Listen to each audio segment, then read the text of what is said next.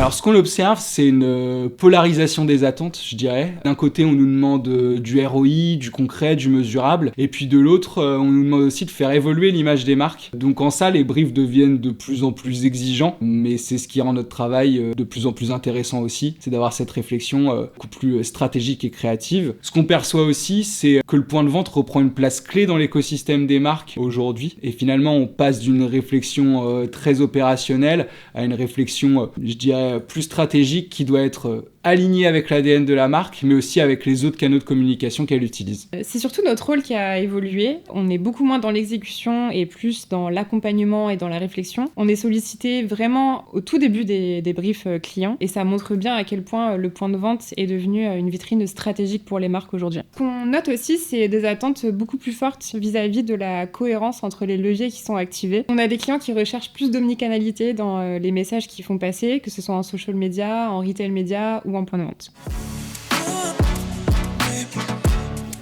Alors aujourd'hui, je dirais qu'on n'essaie plus de parler à tout le monde. On cherche à avoir des activations qui vont engager des communautés, permettre d'incarner la marque, et en ça, des activations qui vont être beaucoup plus ciblées. Un peu à la manière de ce qui se fait en médias, on va passer d'une logique masse à une logique plus granulaire et donc plus affinitaire. On a cette même logique en magasin, où avant on cherchait à avoir des messages consensuels qui plaisent au grand public, et aujourd'hui on va plutôt chercher à avoir un message très affinitaire avec une communauté en particulier pour la toucher plus fort. Je pense que les tendances qui plaisent aux shoppers aujourd'hui, c'est des choses qui leur ressemblent. On a des consommateurs aujourd'hui qui sont ultra sollicités, qui sont beaucoup mieux informés qu'avant, qui du coup sont plus lucides et beaucoup plus exigeants vis-à-vis des marques qu'ils achètent. La première tendance, c'est la recherche d'authenticité. Ils sont en recherche de marques vraies, de messages vrais, et donc les opérations un peu gadget ou les storytelling qui sonnent un peu creux, aujourd'hui ça prend plus. Alors la deuxième chose, c'est l'expérience. Aujourd'hui, on a des shoppers qui ne cherchent plus